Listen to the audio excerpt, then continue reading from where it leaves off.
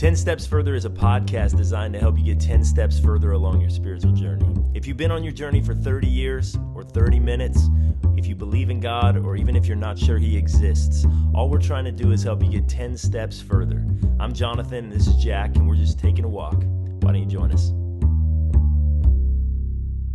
We are back with another episode of 10 Steps Further. Okay, let me stop you right there. Do you know why Jonathan came in so hard? Because we just did a podcast that we recorded. Like, with Corona, we've done podcasts in the afternoon. Yeah. And we just did one, and he thought it was the most tired, lazy podcast ever. I edited it together, and I watched the video, listened to the audio, the whole thing. I'm going to tell you what it was. And it was, it was like, oh my gosh, were we so about funny. to fall asleep? So here we are. Chad's got pre-workout in his system. We are caffeinated, folks. I didn't even work out. I just took it because I heard what we had to do today. So this one is at least going to be hopefully awake Yes. as Jack rubs his eyes and wakes up for the moment. Welcome. Welcome to 10 Steps Further. We have Chad, if you are listening. Chad Richards. If you're watching, I'm waving at you right now. I missed you guys. Our topic today is intentional Christian friendship, and you brought me in because I am your intentional Christian friend. Yep, So thank you. There we go. Yep. Sorry, spoiler. Would we be friends if I didn't hire both of you? I like to think that we That would, was Jack. very intentional. There you go. Very intentional. Hire your friends. That's the Yeah, message. That's it. Exactly. Like, Yeah. put a little bit aside. You Yeah. can get more friends Yep.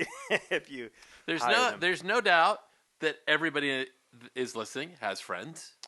Yep. Some people have an amazing high capacity for friends. Right. Okay, so what's your capacity, would you say? Would you have a very high capacity for a lot of friends in your life? Or are you more of I need one or two friends in my life? I think for me it's higher capacity, Okay. and yet like not as deep of friendships. Yeah. Like Yeah. More friends, less deep. yeah. Yep. Every guy in the world just Yes, agreed with you. That is every guy. I think I have a lot of friends, and I think I got maybe two or three that I can, maybe even just one that I can get really deep with. my wife will sometimes, she'll be in a funk, and she'll be like, sometimes I just feel like I don't have any friends, and I'm like, you just got to change the definition of friend. Like if you lighten the definition, you got tons of them. Like That's right. Remember people that who guy? answer when you call, those are your friends. Remember that guy I talked to when he changed our oil? Friend. That was my buddy. Exactly. Go on Facebook. It'll tell you. Okay, you have so hundreds of them. Jonathan, lots of friends, very shallow. Okay, that's question number one. Yeah. Second is, where do I rank in those? You're one of them. Oh, good, Yeah. thank you. I feel You so are my friend. Great. So Chad, you got one or two really, really close. Yeah. Like yeah. I think there's levels. Yeah. Yeah. Certainly. Oh, for all sure. of us, yeah. Yeah. I'm the same way. Yeah, kind of lots of friends. We almost need Small more handful. words for friends. Like this person is, Yeah, like we got good friends. acquaintance or right. A bestie. Do you want to use Bestie. that? Yeah. Let's yeah. use bestie. Again, not something that guys would do, Right. Yeah, not at right. all. right? Yep. Yeah, I think I have like different types of friends. I have friends that are more like mentors and Okay. kind of supporters. Like Yep, kind of yep. they help me and help grow me. So mentors. I have friends that are like they know Chad. They don't know Canyon Springs Chad. They know me before all of this. Mm-hmm. So So they know the Chad that's drinking, They know. smoking. yep. Woo, So Chad. if you ever want yeah. to do something, you know who to Yes, do it. yes, exactly. So those are my old prison buddies. No, I'm just kidding. You might call them pen pals because they're still there. No, Well, there are some that are just, hey, let's do this. Yeah. Let's do this thing Yeah. together. Like you got mountain bike friends, or Yep, Right. totally, Right. exactly. Or- That's kind of how guys yeah. are. They got like friends for like certain hobbies and stuff. Oh yeah, like I'll go play basketball. I know all those guys, but Yep. we never see each other outside of basketball. Right. But you'll you still share camaraderie there. Yeah, exactly. Yep. exactly. You know what you guys are? Work Movie buddies. friends. Yeah, we're movie friends. We're movie friends. We were. Yeah, we So, were. Where Megan, she goes to her best friend's house. You know, we're in Okay. Orange County, and I'm watching the kids, so she can go there. They literally, you want to know what they did that night? It is my worst nightmare. They went out and got dinner and drinks, and then they stayed up until 4 a.m. talking. Oh, that's it? That's my Talking. That's my world. Like I'm Yeah, that. you're I'm that. you're I'm a chick that. sometimes when Hey, it comes yeah, to wanting totally. to talk. Listen. Totally. I think don't underestimate guys. We talk all the time. You know, conversations like this. Are you telling me that's not a foul? How's that not a foul? That's a No. conversation. Yeah, yeah. So funny. No, I've always, for me, it's always been like conversation is it for me. Like Yeah. in that way, yeah. I mean, like conversations with my wife is more me than my wife. Yeah. Uh, We feel for you, Sandy. Yeah. You gotta listen to this guy Yeah. so much. Yep. Yeah, I feel like I can get into a relationship with somebody very quickly. yeah, Like I think Chad's that way too. Like you meet somebody and you can take it to either a deeper level Right. quicker, Right. or like I'm more comfortable than I actually should be quicker. Right. I'm joking with you about things I probably shouldn't say anything about. Right. Quicker. Yeah. That's just kind of who I am. Right. All right. Yeah. So let me ask you this: when was the time do you feel like you had the most friends in your life? Oh wow. I worked at a camp. Okay. Oh, and that was, and so that was like a whole summer. You come in and you meet 16 staff members, 16 counselors. So they were all my age. And then we had the leadership staff. And so there's 20 something people. And then you get, for 3 weeks at a time, you get 100 plus kids. So you got your cabin. Yeah. I loved it. Other than the cool. fact that it paid me $1,200 for the entire summer. Yeah. It was. And you slept 40 hours during the summer. Exactly. Right. Exactly. So it wasn't sustainable, but I absolutely like that version of life was my favorite thing. Yes, yeah. College has probably got to be up there, right? That college season of life. Yeah, you know, I was meaning- I commuter college, so okay. I commuted. I would say right now for me would be the season. I think I have the most right. friends. Right. Yeah, I think Yeah. right now is that season for me. It feels like growing up, you always when you're 7, you're talking about your friends. Or Yeah. You can't wait to get outside and play with your friends and wrestle around with your friends. Or you're on the baseball team, so you got a bunch of friends that way. Right. If you notice, you're watching. Chad's yawning right now, so we gotta get some more pre-workout I'm in good, him. I'm good. It's 4:00. We gotta Yeah. keep going. There's all basketball team. Yeah. Right. Yeah. Oh man, basketball team was a great time for friends because Right. you were together all the time. And then Yeah. I felt like college was a really good time for me, even though I was a commuter too. But I was Right. doing in ministry at that point. Yeah, And so yeah. there's all kinds, and it feels like we make decisions based on what our friends are doing. I mean, you know this as far as youth ministry goes, Yeah. right? Yep. Like who's going on the camp?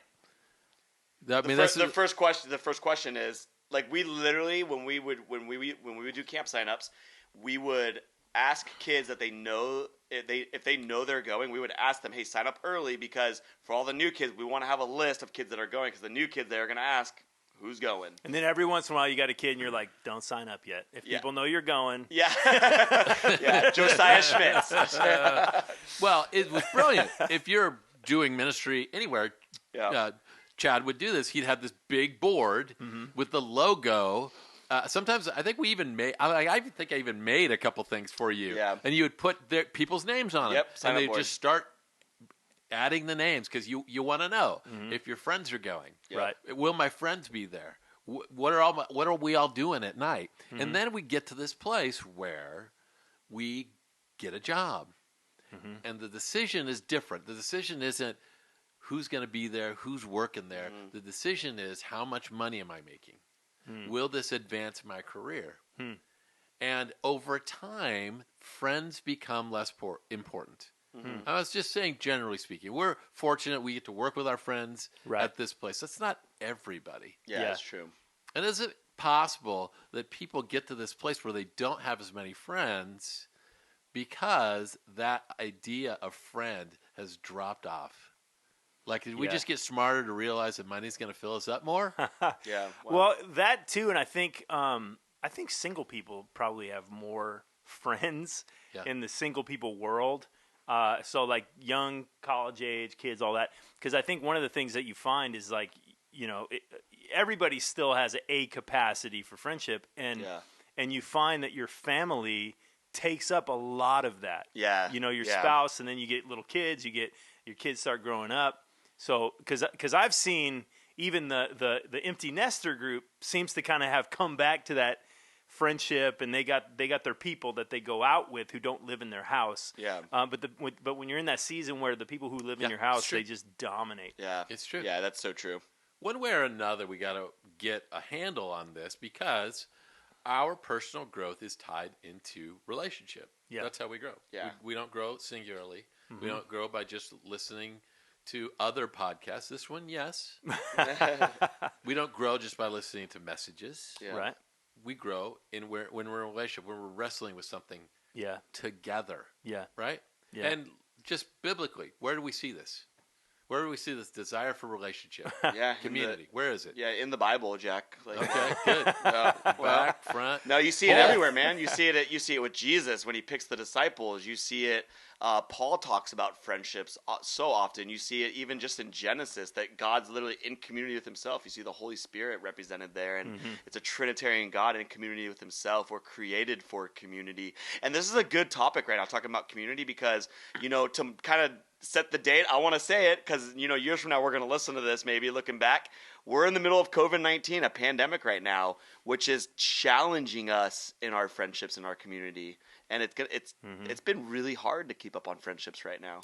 I wonder for some people out there that don't have this, like I do miss the connections that we get on Sunday, but at least I have this. Right. Yeah. At least I have staff. I have people who are in the office. I have people At least that you got I'm something. doing work with. There Yeah. are people that don't have that. I wonder Yeah. how desperate people can get in those seasons. Right. Yeah. Right? Yeah. No, I agree. I think. Yeah, I lost my thought. That's okay. Carry on. Yeah. So Ask a question. When Jesus left, Jesus didn't leave a church building. He didn't leave a financial plan. All he left was some dudes. Some people, Right. yep. That's it. Yep. Some dudes that he hung out with. And some really great women, too. Yes, that's right. Yeah. Right. Yep. You look in the Old Testament. Elijah was done. Do you remember that scene where he faces the prophets of Baal Yeah. and he defeats them, and then they hunt him down to try to kill him? And he says, "God, look, man, I'm all alone. I'm the only one left." Ah, And he that's a says, great- No, that's- yeah. no, there's 7,000 left. And you know what God does right after that? He says, "There's this other guy named Elisha, and you gotta bring him along, Yeah. and you're gonna go on the journey together." Yeah. Right. Right? Yeah, there's always a together. It's like maybe the exception is John the Baptist, kind of. Right. But everybody, like throughout Scripture, you have those that are doing the work that God's called them to do. Always have a partner. There's always a Batman and there's always a Robin. Right. It's right. there's always that teaming up. And I feel like I don't know. I feel like we're at our best with that. Yeah. Henry Nouwen has a whole small book on. He called it a ministry of 2 by 2. He literally called it like he literally believed that ministry is meant to be done with one other person. Right. And so he brought it even to the point where whenever he traveled to conferences, he had one of his buddies that he took with him every time. Really? And something happened in the ministry with them when they did it together. Yeah, it's I've heard interesting. it. I've heard it put like the Apostle Paul had Timothy was kind of the main kind of guy that he was pouring into. Yeah. And I've heard it said that everybody should have a Paul, Yeah. and everybody should have a Timothy. Yeah, it's good. Yeah. That guy that's pouring into you, and that Yep. person that you're pouring into. Yep. Yeah, that's good. I think this is great. I would doubt that there's anybody listening that doesn't have a friend. I'm guessing that in this season it's probably a little bit more difficult. You're probably thinking, I need to do more in that relationship. You haven't been spending as much time. You could maybe challenge you in that. Here's my challenge, is that you have these relationships, but are you being intentional about the relationship? Because it's so easy for us to get to the season where we sit down, we talk, but what do we talk about? Yeah. Right? I mean, Jonathan, we could spend literally hours talking about the NBA, and they haven't played since March. Yeah. What do Right? you think's gonna happen? Yeah. Of course. We could, Chad and I could talk about our favorite movies ever. Right. Right? We tend to default to those kinds of topics. Would you agree? Yeah. Oh yeah. They're easier, they're fun, they're Right. something that we're passionate about. Yeah. Right. When God says, I want you to do this and I want you to do this together, I don't think that was his intention that we just talk about whatever. Mm-hmm. Are you being intentional about your friendships Right. and where they're going and what you're talking about? Yeah, I think it's so. Back in the day, I had this a pastor friend of mine who met a kind of a famous pastor. Like he grew up under this kind of famous pastor. And he said, like, he's like, man, I love his teaching, but he only talks about two things ever. He talks about football and he talks about the Bible. And if you're not talking about one of those two things, he's out. Like Yeah. you could see him just go dark and then he just moves on. Like, okay. Interesting. Yeah. So I kind of wonder, like, some of the reason why people have friendships is because their football or their Bible, like whatever those real passions of their life is, Yeah, you have something in common. they're the same. Yeah. You know, it's and so like when we're talking about intentionality, is that something to embrace or is that something to avoid? Like, hey, don't just talk about the things that you have in common or that you're both passionate about. I don't know. It's kind of a question. Like, is that something that's What's the other thing? What's the one thing that you think, this is what we got to talk about? If we're going to be intentional, this is the thing. What is that thing? I like the question of like I like the question, and I don't want to like over spiritualize it, but you ask people like, how are you doing? And one of my buddies will say like, how are you really doing? You know, I really like that question in friendships. Not like how are you doing, but how are you really doing? You know, and being able to share that with somebody, like your vulnerabilities and how you're really doing and how the status of your soul is and how you're doing spiritually, I think is an intimate place to be with friends. Yeah, I think so, but it's not for everybody, Yeah. right? I mean, like that question is even for me, it's a reserved answer for certain people. Exactly. Right? I I mean, ain't it's sharing like- that with everyone. Yeah, it's like Nope. it's like somebody, how you really doing? I'm fine. Like you'll just keep saying, Stop it. I'm doing Stop. fine, man. How are you really doing? Like you turn it back. Yeah. I So was at a dinner with somebody that I just met. Yeah. And we started talking, and he shared with Don't me say it. how he was abused when he was a kid. Oh yeah. It's, One of the comments he made during that Really? conversation was talking about his honeymoon. I said, "Really? You went on this island on your honeymoon. What'd you do?" And he said, "Lots of sex." Right. Okay. So that was vulnerable. right. But some people, it's like I imagine that those conversations are normal. Yeah. So Like, that's a normal We're not. conversation. What we're saying is, don't do that. yeah. What we're saying is but There Especially are the- people that you can have. it that is kind of- valuable to have Yes. friends around you that you can ask that question, how are Right. you really doing? Right. Yeah. Being authentic and real doesn't mean you awkwardly take conversations into weird places with people that shouldn't be hearing it. You know, like, well, that's great, but I was really just trying to give you your mocha. Oh, Your I would be Mr. so Hawkins. I would be so Right? uncomfortable if I was at like a conference or something. I sat next to someone. Hey, how's it going? I'm good. How are you really doing? Yeah, I'd be like, right, I don't right. know, bro. Like, who? Buy me dinner first. Yeah. Too fast. First date. Yeah. I think sometimes in this season, when you're talking about friendships, you're talking to people and saying, "Hey, you just need to really expand your friendship group." And I don't know that I'm saying that. Right. I would say Yeah, I that don't think so. you know think of yourself as a Lego block, Okay. Okay. right? You got maybe 6 connectors. You know, 6 places where other people can fit. Yeah. Right. Yeah. You know, even the really big Lego blocks, they're still limited by the amount of connections that they have. Right. But are you taking full advantage of those connections? Right. Like the ones that you do have. Yeah. So this isn't a podcast of get more friends, get more friends. It's, you know what, why don't we take a step back, look at the friends we have and say, how can I take these friendships maybe like to that next level of intimacy? Tell me about a season in your life when you had some people that were around you where you were authentic and real with yourself and growth happened. When I graduated high school, I was a Christian, but I was like not. So I went to youth group sometimes, and I went to church every Sunday. But I went to the youth group during the week sometimes. But I felt hugely like an outsider. And then when I went to Bible college, so right after high school, I went to Bible college. And when I went to Bible college, it was kind of a first time being around Christian people. And I had a group. I still felt like an outsider because that's just me. I just am always feeling like an outsider. But within my room, like for the first time ever, we had 6 of us total, so 5 roommates.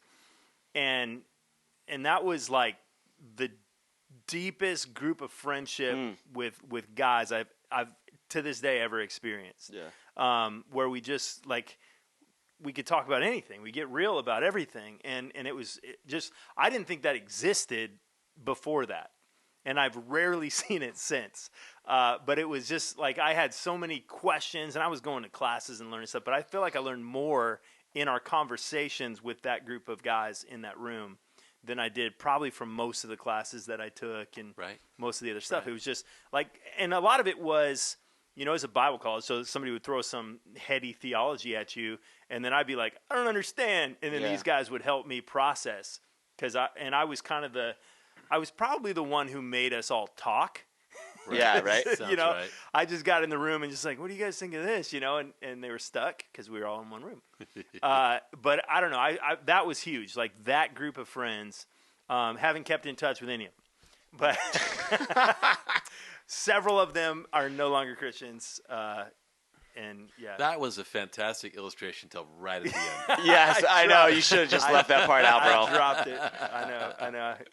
So classic. Silly honesty. Well, you know, there are seasons for different friends, whatever. Right, I mean, right? right. God puts us in those. Yeah. I think we tend to have what we're trying to challenge people to is this authentic and real friendship. Right. And what I find that I'm really good at is I'm good at bumper friendships.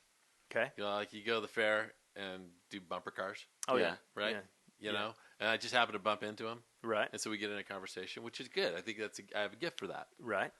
But those people you can't take to that level. There has to be a certain group of friends that you take to that level Yeah. that are challenging you and growing you Mm-hmm. into the person you're supposed to be. Right. No, Okay, let me read you a verse which doesn't really sound like it's about friendship at all. Okay. And you help me And we'll make it fit. make it fit. Okay? I just love this verse. Philippians 1:9 says, and this is my prayer. Okay? Paul's writing, my prayer for these people, that your love may abound more and more in knowledge and depth of insight. Okay. I generally tend to think that when people read this, Christians read this, they focus on the knowledge and depth of insight. Okay. And what the verse is about is not about knowledge and depth of insight. Mm-hmm. It's that their love would abound more and more. Hmm. And that the depth, the knowledge and insight comes from the loving. And it's supposed to feed the loving, not the other way around. And I think we get it messed up when you get it the other way around. Yeah, I think it's a knowledge. It's not. I don't think it's a head knowledge. The way I read it is that your love may abound more and more in knowledge and love and depth of insight, or in knowledge and depth of insight. So I think it's a knowledge, a deeper knowledge of love, a depth of insight when it comes to love. Right? Yeah, that's good. Thoughts? Oh yeah. I want to see the rest of the verse. Well, I know Philippians is like as a book. There's kind of two main themes, and the go-to theme is always kind of joy. Like, oh, he talks about joy all the time, and he does. But he also talks about unity, and so much about that book is unifying his audience, which is a Philippian church. It's a church in a place called Philippi, and that it's a very short book. If you've never read it, I encourage you to read it. It's actually one of my favorites that Paul It's kind writes, of when people say like, "What's a good devotion book to read?" Philippians is my go-to. Yeah, for him. because and what's great about it is he really kind of speaks highly of them. He's not very he's critical in a lot of his books, and Philippians is just like, guys, a little more encouragement. If there's an area you can grow, it's this area of unity. It's being of one heart, encouraging one another. And If you take that thought, it's all about unity. Which of these two things is more likely to unify? And which of these two things is more likely to divide? The search for knowledge and insight, or the search for love? right, yeah, There's no question. no question, No question. We have how many different denominations? We have literally hundreds of denominations. Because we can't agree on how to baptize. on the knowledge, yeah. We can't agree when Jesus is coming back. Yeah. Right. We can't agree on what the elements in communion actually mean. We can't agree on that. Whole denominations based on those kinds of things. right, Yeah. The knowledge and depth of insight always pushes people away. Yeah. Love always unifies. right. That's what our focus is. Okay, let me give you another verse that seems to make a little bit more sense with our conversation. All right? I think this puts it in perspective what an intentional Christian friend does. Romans 12, rejoice with those who rejoice, mourn with those who mourn, live in harmony with one another, don't be proud, but be willing to associate with people of low position, don't be conceited. All right? Couple of things. Rejoice with those who rejoice. Mm-hmm. How good are you at celebrating the victory of somebody else? Yeah, go to the party, I guess. I mean, that's like, they're throwing a party because something went their way. Right. That's probably the easier one. Like, oh, man, good job. I wonder, though. Yeah. When somebody's really succeeding. Right. Because the comparison game happens in that space. Yeah, I do see that. I don't feel like I have that. But I don't think that you do either. But I do feel like right? that to me is foreign. But I feel like for me, I'm just happy to be invited to the party most of the time. Like I've had the privilege of being in places where the people around me are better than me, and I know that. So thank you. So the comparison we game, appreciate that. Literally, I mean, I don't know. It's hard to say. It's hard to say. Okay, let me give you an example. Yeah. All right. I have some friends, a young couple. All right. Right. Really working the system, doing the Dave Ramsey financial piece. Right. Yeah. Got out of debt, trying to save money to get into a house. Yep. Really trying hard, working hard. In fact, it's fun. I was hanging out with them, and they pulled out a phone to see how much they could spend on lunch that day. They had this whole app that shows exactly how they're spending everything. Right.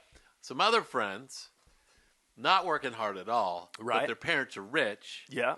The parents bought them a $650,000 house. Nice. And also agreed to pay for half of it, half their rent. Okay. Wow. And they're going to throw money in to build a granny flat in the back so that when they come to visit. They'll be able to stay. And so their house just went up another $150,000 because of that. Yeah. Right? Okay. Couple number one, who's working really hard, is having a hard time celebrating couple number two. Okay. Yeah, I get right? it. I get see it. That? Yeah, I can see it. Yeah. But that's not our call, obviously. Right. It says, rejoice Yeah. with those who rejoice. Right. Even if they get something better than you, more than you. I feel like it's been a long time since I brought this up, but I have no thought of fairness. Yeah. I feel like this idea that something in life is supposed to be fair, that I'm owed something because you have something. Yeah. Right. Is one of the most destructive thinking patterns that we have in our world, and so because I see it, but yeah, I mean, like for me, I can look at my life and I can say, if I compare myself to some people, life to me has been radically unfair. If I look at it in comparison to other people, life to me has been unfair in my favor. It's just it really is. Right. So, but I get that. So. I feel like there's something to taking part in the celebration of awesome that I get to know you and you are succeeding, or you are, like my son hangs out with a kid that, my son's graduation present, what was it? I mean, they went skydiving for his 18th birthday. That was a pretty big deal. That was good. Yeah, that was pretty cool. My wife went. I didn't have the guts to do it. So they've been talking about it since he was like 14. But so, it was a good graduation. So, and he got. I know where you're going with this. He got and then we gave him a backpack because he wants to go on the mission field. So we gave him a backpack, like a hiking backpack. Very appropriate graduation gift. Yeah. So his really good buddy just got a 2020 car. Let's say car. We won't say what kind of car. We'll just say car because we don't want everybody to think that we're. Yeah, it's a nice car. It's a brand new car. Oh, it's nice. Now, and here's the thing. I've gotten no sense of jealousy or why didn't I get a car? I've just gotten, dude, did you see his car? It's such a sweet car. That's the place. That's a place of health. Yeah. When you can get to that place. I think I have a good analogy of where it could be unhealthy for really practical for our audience too. Yeah. I think of when I was in sales, and I think people listening right now, you have coworkers that you are competing against. Right. And you're trying to get to that next level, and so is that person in the cubicle or office next to you. And so when they get it over you, are you going to celebrate, or are you going to be a little ticked off that Right. you didn't get the promotion Right. or you didn't. So I don't think that happens too much in the church because we all have like different giftings. So it like makes sense when people get placed in different places in I the church. totally Still happens. disagree. Oh, really? Completely I've never been in a big disagree. organization where there's a lot of jobs. Because when you start a church, Yeah. you're starting it like we had this group of guys. Yeah, that's they funny. all started church. How's his church going? Is it growing faster? Is he younger and it has a Right. bigger church? You know, it's Oh yeah, all- with all with those kinds. in of that way I things. see it. But like I think about a small organization like us, like I don't expect to get the worship pastor job. That's not my gifting. I don't expect to Right. get this or that. And so I think Right. it's.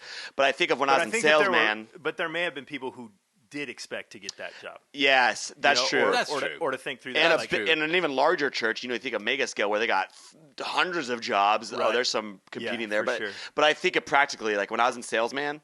Oh, I was not celebrating when that guy got more sales than I did. Right. Even if it was better for the company, I Right. was very upset that he was getting the limelight and I wasn't. It is Definitely. capitalism, Yep. and capitalism pits one person against another. Yeah. But that's not what this says. No, it says rejoice with them. Rejoice with them. Now, here's another thing that I think maybe we should talk about. It's mourn with those who mourn. that one's hard for me. Yeah.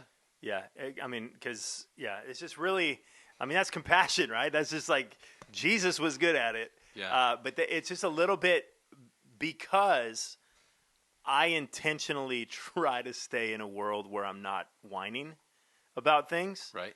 And I don't like because I can go there and I've been there, and my wife Yeah. will tell you, like I'll get into these seasons where I'm just complaining about everything. Yeah. And so for me to sit with somebody else in that place it's very difficult. It's very Now, difficult. I it- feel like it takes me down in Well, in bad ways. Interesting, You're right. but like somebody who's lost a loved one isn't complaining. Right. Somebody who is battling illness. You know, Right. I've been talking to some people this last week. Yeah. They got COVID in their house. Right. Right. Right. You know, maybe they're complaining, but to hurt with Right. the word compassion means to feel from your bowels, Okay. right? You feel Yeah. it in this, and that just means center of your being. Right. This is, feels like It's not a you're stomach feels like you're ache. gassy. Yeah. Right. Yeah. Right?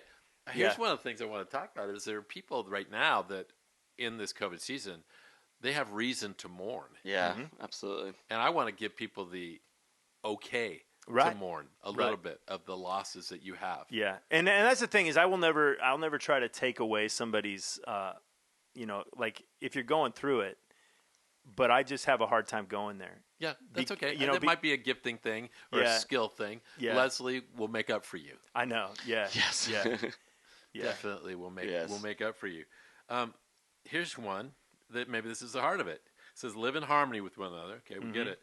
Don't be proud. It also says don't be conceited. Okay. Right? Like Now we need a Greek study to know I the difference. know, I know the difference. But Yeah, there's definitely a difference there. they're He's trying to they're in communicate the same, something. Chad will figure it out. They're Should've in the before. same neighborhood.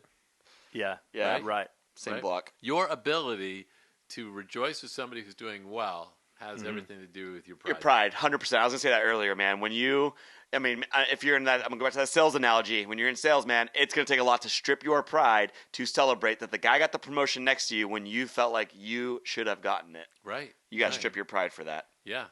So there's another part of the Bible that says God opposes the proud. Right. Yeah. So he's literally lining up at the jump ball on the other side of you to Right. defeat you, Right. or on the other side of the football when the ball is snapped, he's on the other side Right.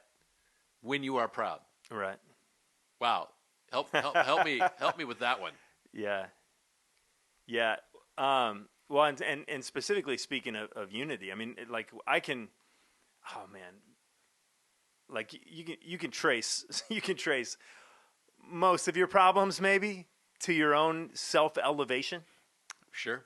right? I mean, it's just this is all about my self elevation, and maybe men deal with it more so than because I just think of like so many moms are the opposite of that.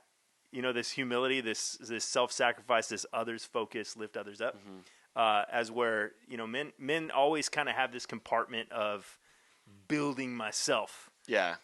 we always have that, and becoming as and to some ways that's healthy. There's some ways to build yourself that's healthy, but it can. There's a scripture that says knowledge puffs up, but love builds up. Sure. Yeah. Ooh, there's a difference there. Yeah, and so That's it's good. like we're trying to grow for sure, but it is. What kind of growth? What's the growth focused on? Yeah. Is it all about puffing yourself up, Right. or is there something deeper and healthier that's making you want to grow to be a better person? Right. Yeah. But even that, I think that's what's the amazing thing. Growing to be a better person, then you become a better person, then you get conceited. It's so subtle. I think C.S. Lewis says pride is unique in that the person who has it rarely knows that they have it, but everybody around them can easily see it. Yeah. Pride is that way. It's pride actually comes because, do you know how many degrees I have after my name? Yeah. Do you know how much money I make a year? Do you know how many books I've read? Do you know how much following I have? You almost can't help being prideful. Right. And yeah. that spans every business. I remember a guy saying, I just had to get he was kind of mentoring me as a pastor, and he just said to me, I had to come to the realization at my church that I could only grow it to 4,000 people. Right. Talk about your humble brag, Yeah, right? Yeah, Right? humble brag. Poor That's you. totally what that is. That is a humble poor brag. you, right? It just, the more you Oh, man. accomplish, the more it's easier to point to you. If I say the phrase, he's a self-made man, that's positive. Right. How is that not a positive? That's the Yeah. American way. Yeah. That is the opposite of what God is trying to get us to. Right. Yeah. So what is he trying to get us to? Well, I think the attack against pride, right, is in conceit, is the elevation. I mean, in talking about unity, talking about love, it's the elevation of another. Sure. That our victory is in the elevation of another, and again, like you see, we only have a short life. We only have so many years on the earth, and when we're done, we're done. And really, the only thing that's lasting is the other that we've elevated. Yeah. Right. That's true. Yeah. That's true. Eventually, it's just he accomplished a lot of things, and now he's done. But the only way his legacy lives on is that he elevated the next guy. I think the thing I remind myself of is I forget what book. I think it was Everybody Always or Love Does, one of the Bob Goff books, and he talked about none of us in Christian faith, we don't have a Letterman jacket. And we all feel like we do sometimes when it comes to our faith. We got the Letterman jacket, and we've gotten to this place of sanctification where we got that jacket. He's like, dude, we're JV at best. And so realizing that, man, I'm like JV at best, and I got to. And when I partner with Jesus, though, man, he helps elevate me and makes me better than I could be on my own. And in Corinthians, it tells us that the reason why he picked us is so that he gets more glory. Yeah.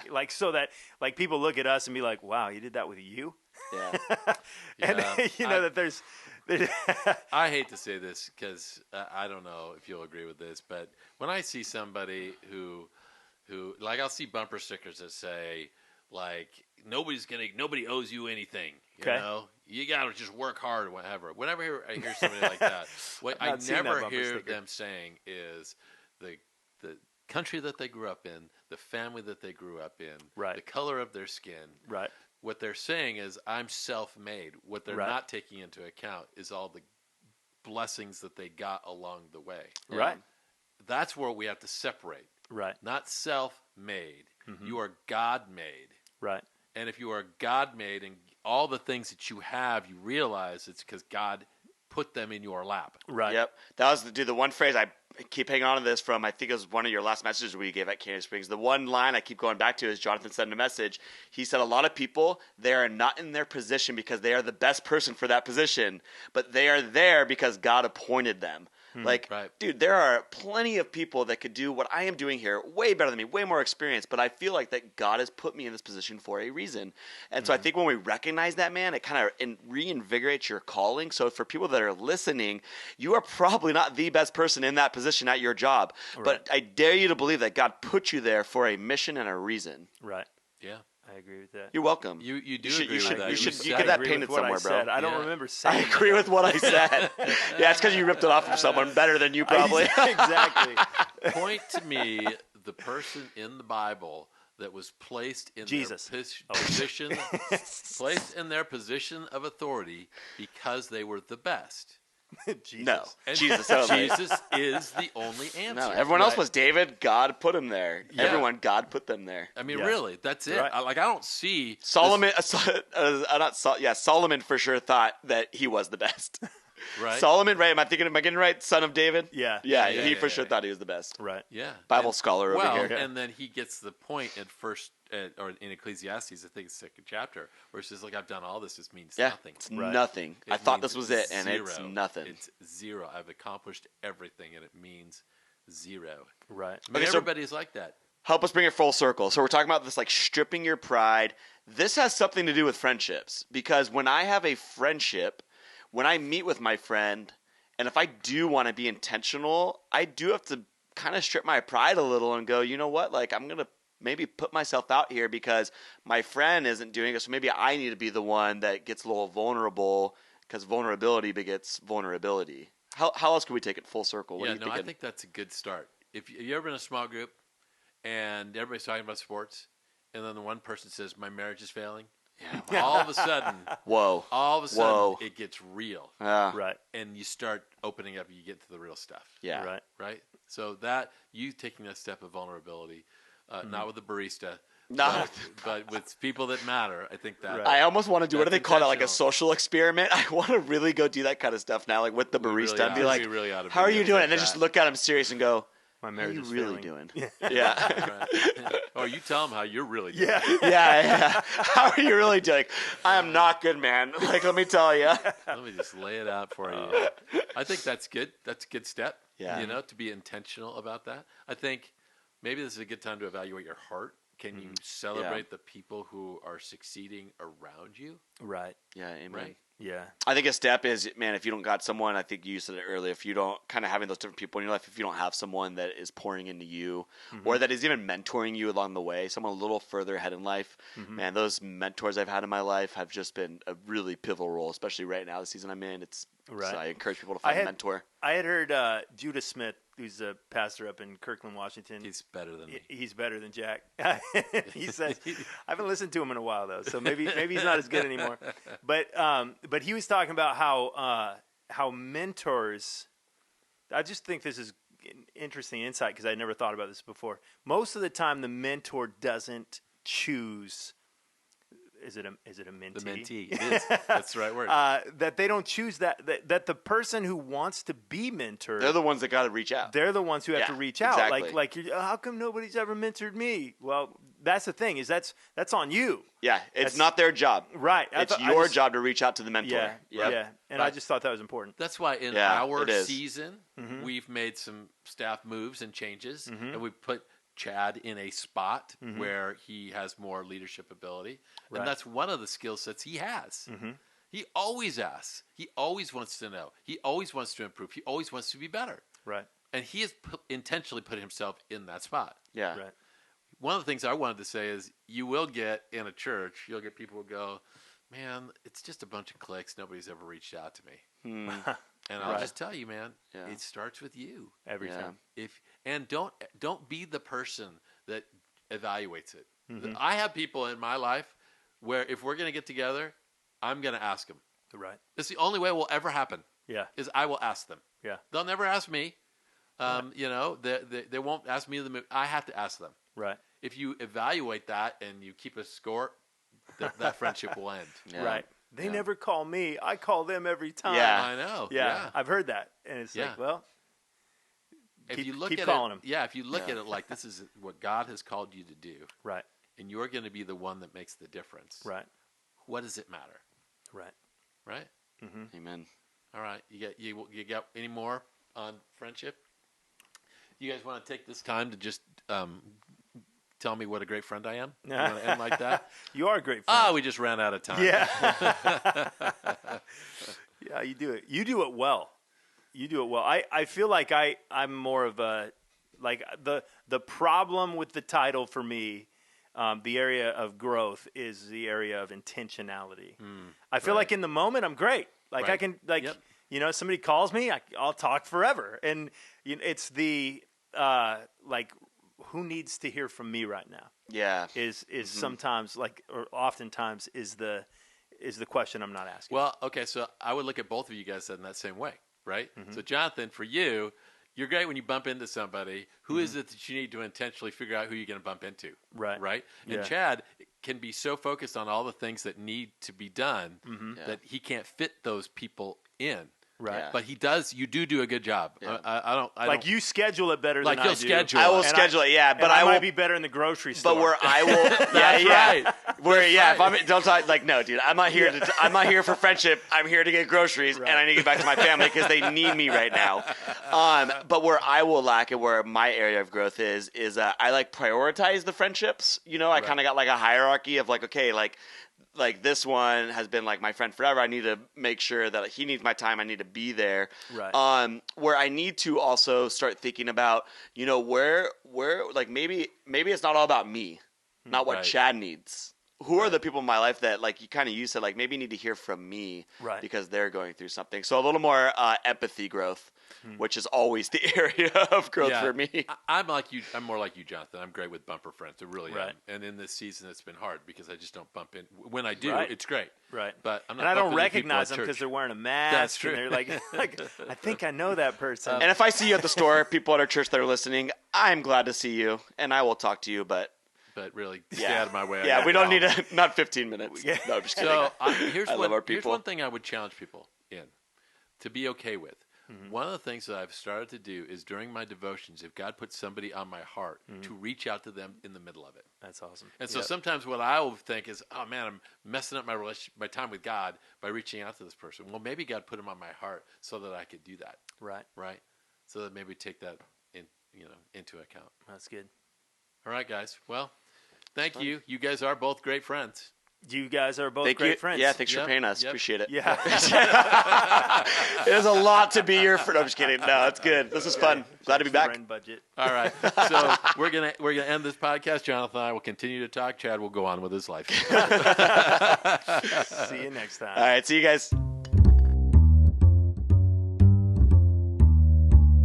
Thanks for joining us for these last 10 steps. If you'd like to join us for another journey, or if you know someone else who's on this walk, subscribe to our podcast at 10 Steps Further on iTunes, or simply search 10 Steps Further on your podcast app. And if you'd like to be part of the conversation with a question or a comment or a criticism or even a wisecrack, look us up on Facebook. We've created a Facebook group where you can be part of the conversation. We'll see you next time.